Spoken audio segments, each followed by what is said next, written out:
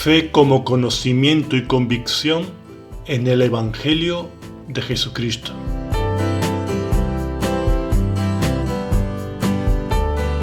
¿Qué es lo primero que piensas al oír la palabra fe? ¿En qué tienes fe? ¿Qué significa yo tengo fe? ¿Qué entiende la gente cuando te escucha que tienes fe? ¿Tienes un concepto completo del uso de la palabra fe según el Nuevo Testamento? ¿Tu fe afecta a tu futuro solamente o también al presente y al pasado? ¿De qué manera lo hace? ¿Qué es la base de tu fe? Toda mi vida he oído a personas que han dicho que tenían fe. ¿Pero qué significaba eso? ¿Fe en Mahoma? ¿En una fuerza? ¿En Dios? ¿Pero qué Dios? ¿Qué tendrían en mente al hablar de fe los primeros cristianos según la Biblia? Hoy continuamos con la serie acerca de la fe y la palabra griega pistis, que es usada en la Biblia.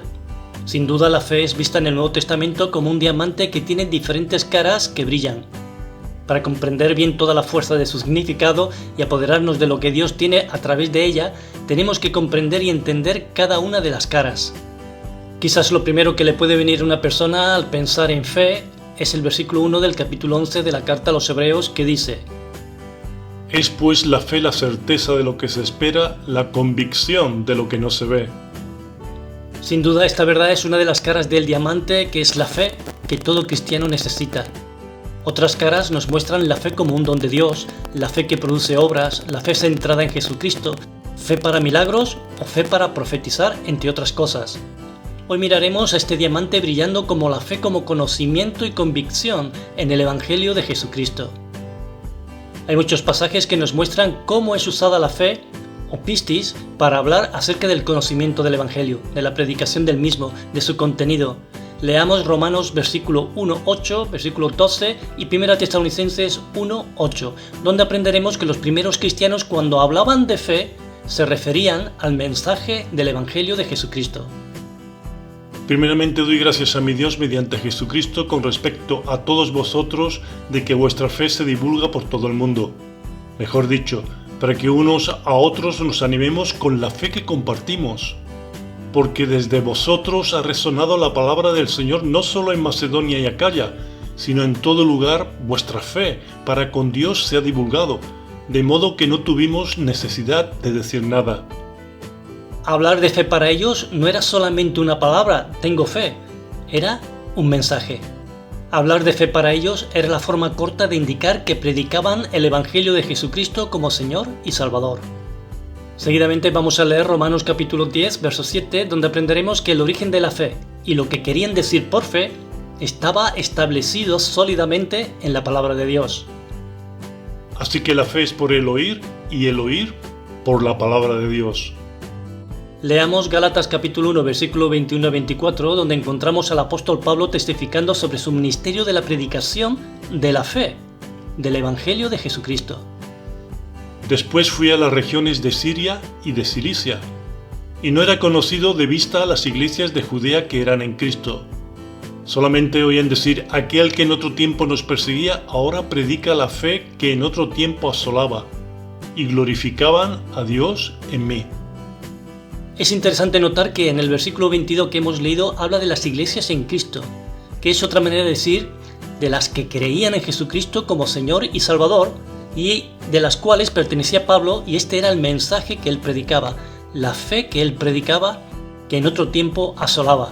Y es la razón por que estas personas en Galacia glorificaban a Dios en Pablo.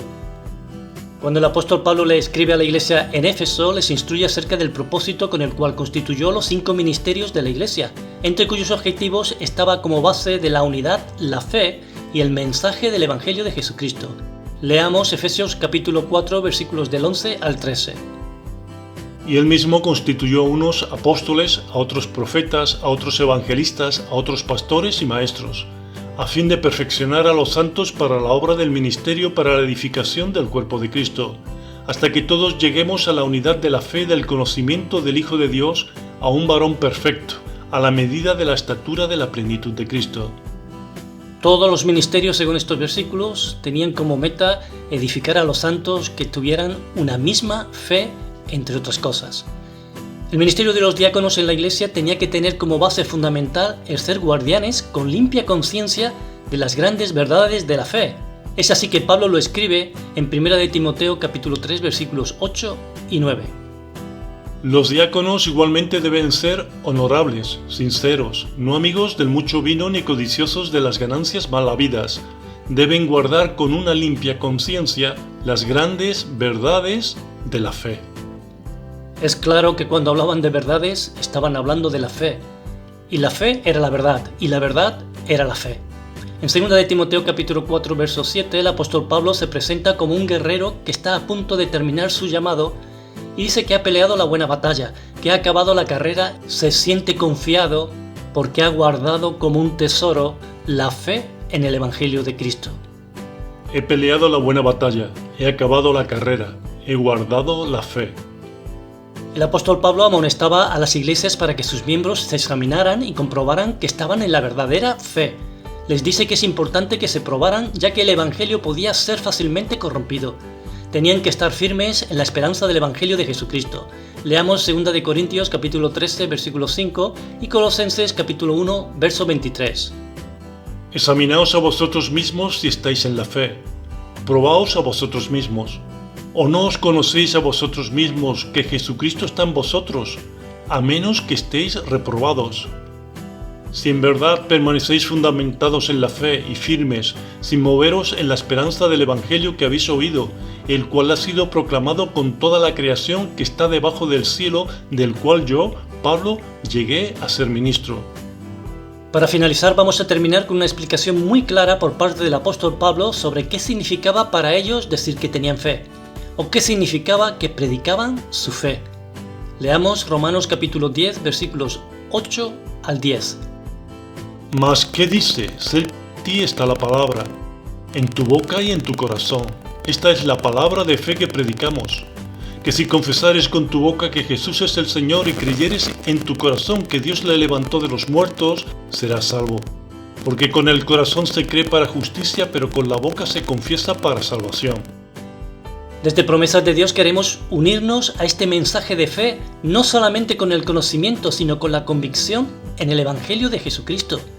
Nuestra fe no es algo abstracto, sino es un mensaje firme que puedes encontrar únicamente a través de la lectura de la Biblia, a través de la revelación de la palabra de Dios, cuyo mensaje central es la confesión que acabamos de oír. Si confesares con tu boca que Jesús es el Señor y creyeres en tu corazón que Dios le levantó de los muertos, serás salvo. Que Dios te bendiga grandemente. Os esperamos en un próximo programa.